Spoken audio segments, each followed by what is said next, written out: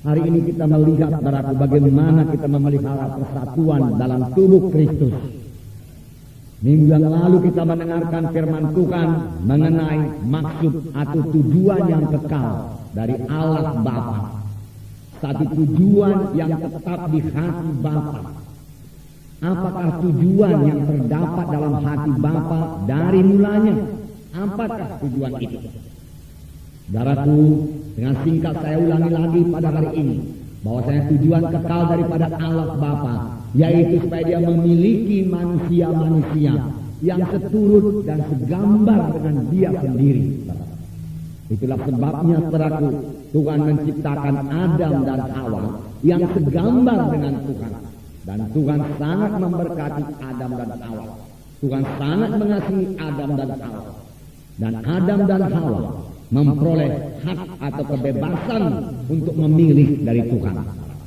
Tuhan memilih, Tuhan memberikan kebebasan untuk memilih pada Adam dan Hawa. Dan diminta Tuhan supaya Adam dan Hawa ini mematuhi Tuhan.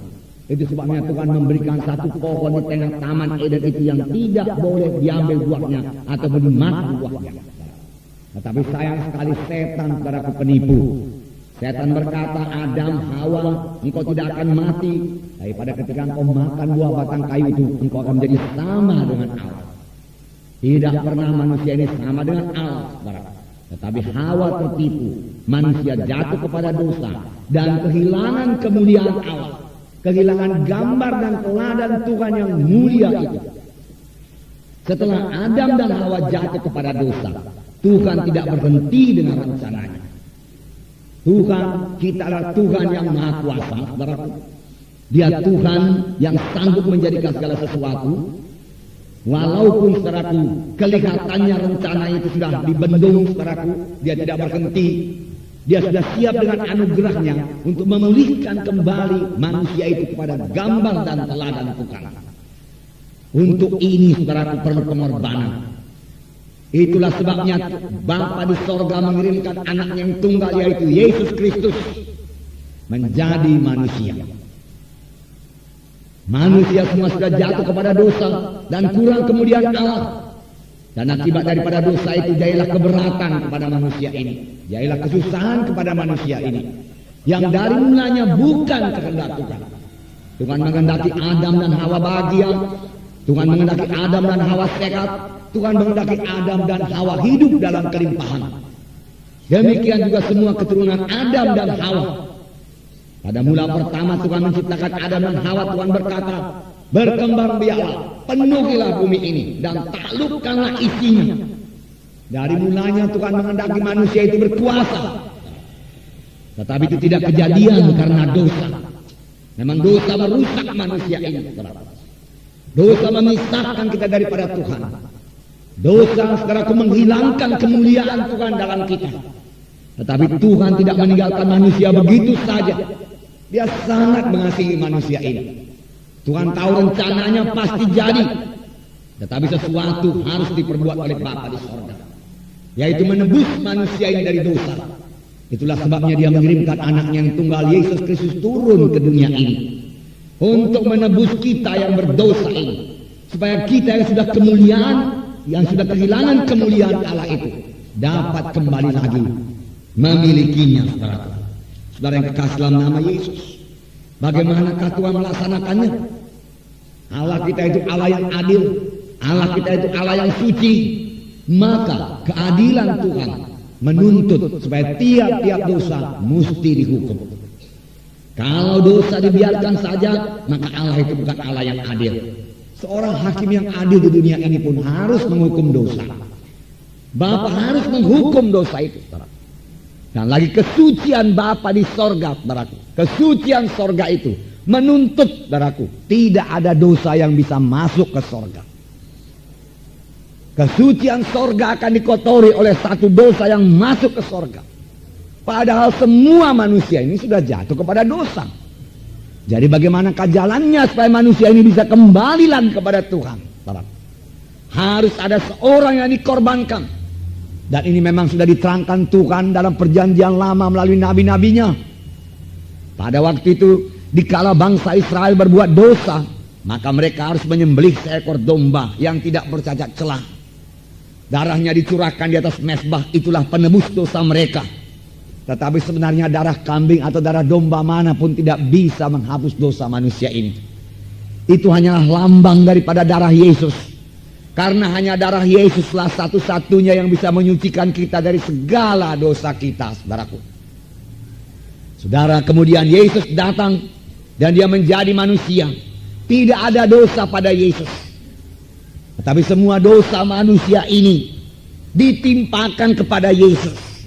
Dan Yesus sudah dihukum bukan karena dosanya. Karena dia tidak memiliki dosa. Tetapi dia dihukum karena dosa saya dan dosa saudara. Dan dosa segenap manusia ini. Itulah sebabnya anak Allah itu, saudaraku, bergumul di Getsemani. Bapa, kalau boleh biarlah cawan ini lalu daripadaku, tapi bukan kehendakku, kehendakmu jadi. Sebenarnya Yesus berkata, Bapa, kalau ada jalan yang lain supaya manusia ini bisa selamat dan sampai ke sorga, marilah kita tempuh jalan itu. Janganlah aku menanggung dosa yang begini keji dari seluruh manusia ini. Tetapi Bapa berkata, tidak ada jalan lain, anakku. Kalau engkau tidak memikul dosa manusia, semua manusia akan ke neraka. 3 kali Yesus berdoa. Pada kali yang ketiga Tuhan berkata, jikalau tidak ada jalan lain Bapa, melainkan aku harus menanggungnya juga, biarlah ku tanggung semua dosa manusia. Lalu dia minum cawan itu, saudaraku, cawan dosa manusia. Mulai saat itu Yesus ditangkap. Tentara imam-imam datang dan menangkap Tuhan Yesus. Petrus mencoba membela Yesus dengan mengangkat pedangnya dan memarah hamba imam besar. Jatuh daun telinganya. Tetapi Yesus berkata, hai Petrus, sarungkan pedangmu. Apa engkau pikir aku tidak bisa memanggil sekarang ini juga 12 legion tentara malaikat untuk membebaskan kita? Tetapi kalau aku panggil tentara malaikat, bagaimanakah bisa manusia ini ditebus dari dosanya? Tidak ada yang menebus manusia ini dari dosanya. Sarungkan pedangmu, Petrus. Jangankan 12 legion, 1 legion tentara malaikat sudah sanggup mengalahkan seluruh tentara Roma dan tentara imam-imam. Jangankan 1 legion, 1 malaikat saja sudah cukup, saudaraku. Tetapi Tuhan tidak berbuat demikian. Karena memang tujuannya datang ke bumi ini untuk menebus manusia dari dosa. Untuk mengangkat manusia dari kematian rohani. Dan memberikan satu kehidupan rohani kepada manusia itu. Supaya manusia itu kembali segambar dengan Tuhan. Karena itulah tujuan kekal dari Allah Bapa dari mulanya. Supaya manusia itu kembali mulia. Kembali kepada rupa dan teladan Tuhan. Yang kelak dibentuk Tuhan terus. Didewasakan Tuhan terus. Sehingga menjadi pengantin-pengantin Kristus. Menjadi pengantin Kristus. Saudara kekasih dalam nama Yesus. Kemudian Yesus, saudaraku, diadili. Kemudian Yesus, saudaraku, mengangkat salib dari Yerusalem ke Golgota. Di mana tangannya dipaku, kaki dipaku, kepala diberi mahkota duri, darah merembes, saudaraku, menetes dari seluruh tubuh Tuhan Yesus. Darah yang suci, darah yang tidak berdosa. Apakah gunanya darah ini dicurahkan? Firman Tuhan berkata, kamu ditebus bukan dengan emas dan perak. Emas dan perak tidak bisa menebus kita berapapun banyaknya. Tetapi kamu ditebus dengan darah yang mahal, darah anak domba atau darah Yesus yang tidak bercacat, tidak bercelah, yaitu darah Yesus menebus kita. Dan firman Tuhan berkata dalam 2 Korintus 5:21, Yesus telah dijadikan dosa supaya kamu jadi kebenaran di hadapan Tuhan. Inilah berita Injil, saudaraku. Sebab pada waktu Yesus di kayu salib, saudaraku, terjadi perpisahan dengan Allah Bapa. Yesus berteriak, Eloi, Eloi, lama sabachthani. Bapa, mengapa engkau tinggalkan aku? Bapa meninggalkan Yesus. Karena pada waktu itu, saudaraku, itulah perpisahan yang pertama dan yang terakhir, saudaraku. Mengapa? Karena Yesus sudah dipenuhkan dengan dosa manusia. Tetapi itu tidak lama, saudaraku. Kemudian Yesus berkata, sudah genap. Dan Yesus mengembuskan napasnya di kayu salib di Golgota. Yesus mati. Sudah genap ditanggung oleh Tuhan Yesus semua dosa, apapun besarnya, betapapun merahnya, betapapun kejinya, semua sudah ditanggung oleh Tuhan Yesus. Dan firman Tuhan berkata dalam 2 Korintus 5:21, Yesus telah dijadikan dosa supaya kita jadi kebenaran di hadapan Tuhan. Benar, saudara. Kita dibenarkan bukan karena kebaikan kita. Kita dibenarkan bukan karena kejujuran kita, saudaraku. Bukan.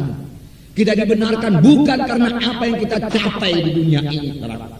Bukan karena sumbangan kita yang banyak kepada gereja. Bukan, saudaraku. Bukan karena kita menolong orang miskin atau orang yatim piatu. Bukan, saudaraku. Semua perbuatan itu baik dan diberkati Tuhan, saudaraku. Tetapi semua perbuatan baik kita itu tidak sanggup, saudaraku, membawa kita kembali kepada rupa dan gambar Tuhan. Apalagi membawa kita kembali kepada hidup yang kekal, saudaraku. Hanya ada satu juru selamat, hanya ada satu jalan ke surga, yaitu Tuhan Yesus Kristus. Tidak ada jalan lain, saudaraku.